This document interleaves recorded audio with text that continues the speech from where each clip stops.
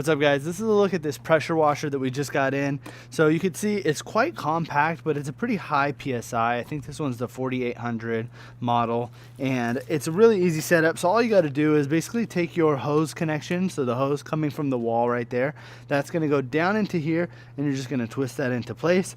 And then right here, this is going to be where the hose for the spray gun is going to connect right here. So it's just going to be a simple pin connection that pushes into here, and then when you want to release it, you're going to press that button and it's going to pop right off. And then the last thing you need to connect is going to be your power cable, so that's just going to go directly into the wall. So really easy setup, just those three things. The one thing that I really like about this is that it has a pretty long hose that comes with it. So I'll go ahead and show you. So here's the hose that comes with it, pretty long, plus the cable that plugs into the wall is quite long, and then the final piece is just going to be however long your actual hose is that's going to connect into it.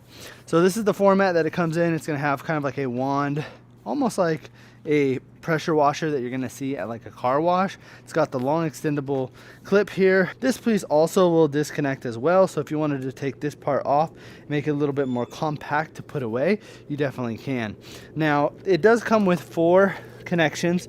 You can see here there's a green one, a red one, an orange one, and a white one, and each of these are going to have different markings on them. So if I look at this one is a 40-degree angle. There's going to be one that's a 0-degree angle, so that's going to be more of like a pinpoint, a 25, and then I think a 180-degree spray. And I'll go ahead and show you all of these on the wall just so you can get a little reference of what each of these head connectors are going to do. And then in addition to that, if you're going to be using this to clean your car, it's also going to come with this foam spray gun as well, which has a little nozzle on the top that can basically put more or less soap. So just depending on how much soap you want to put in there. You can see this is already filled up, and again, I'm going to demo this. I'll show you how it works in just a second.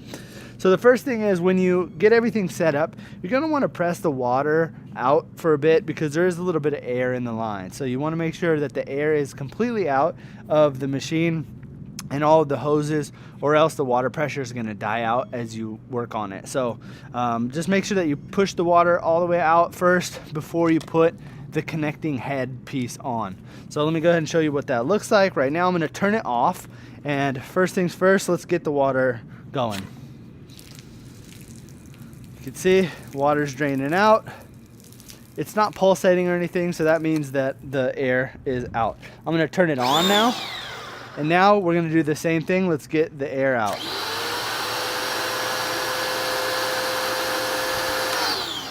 Alright, so all the air should be out of all the hoses. So now the pressure in the pressure washer should work.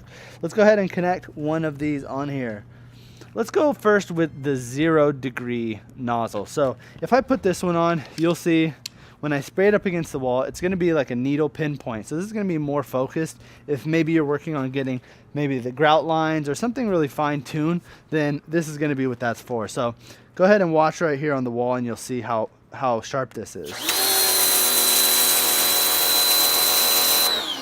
There you go. So that is the 0-degree. That's going to be straight needle. Let's go to the next one. Next one's going to be a 15.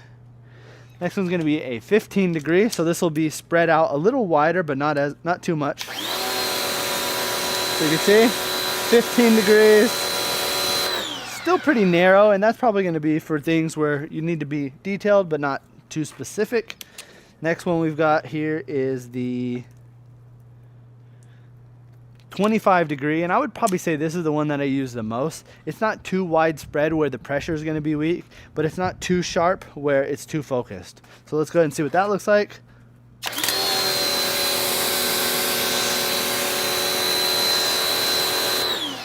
And again, these nozzles can actually spin. So let's say you're working on something where you need this to be vertical.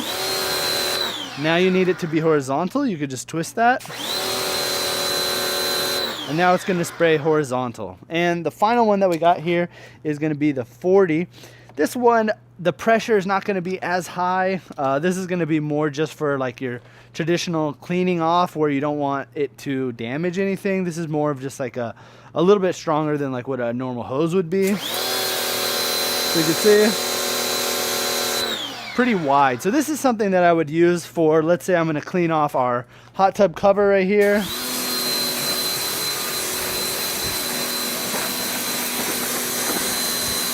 Or maybe I'm going to spray our windows down, something nice and easy that isn't going to, damage it. If I were to use this red one, this is going to be extremely sharp and it might damage something like our hot tub cover. So I wouldn't want to use that. Now the next thing that we've got here is our soap dispenser. So same thing here. Let me go ahead and show you the connection one more time. All you got to do, you pull this back, you put the piece in, you let that go, and it's going to lock into place. So now we've got the soap connected. If you're working on your car, I mean, even if we were cleaning this, we wanted to spray it with a little bit of soap, we can go and do that.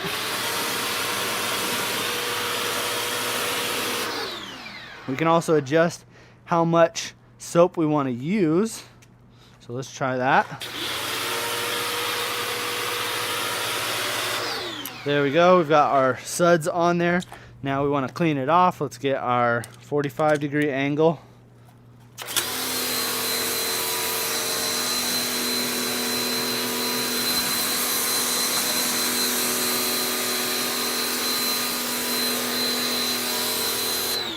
And there you go. You can see this thing is pretty dang strong for how small it is. I can even just pick it up with one hand and you can see kind of the size comparison of it to me. So pretty small machine, but it definitely packs a punch and it works great for so many different use cases. Now, if we were going to be maybe working on cleaning up some of the grout lines, some of the maybe smaller pieces on the wall, like in between the bricks here, I could use more of a sharp piece like this. We can angle it vertically.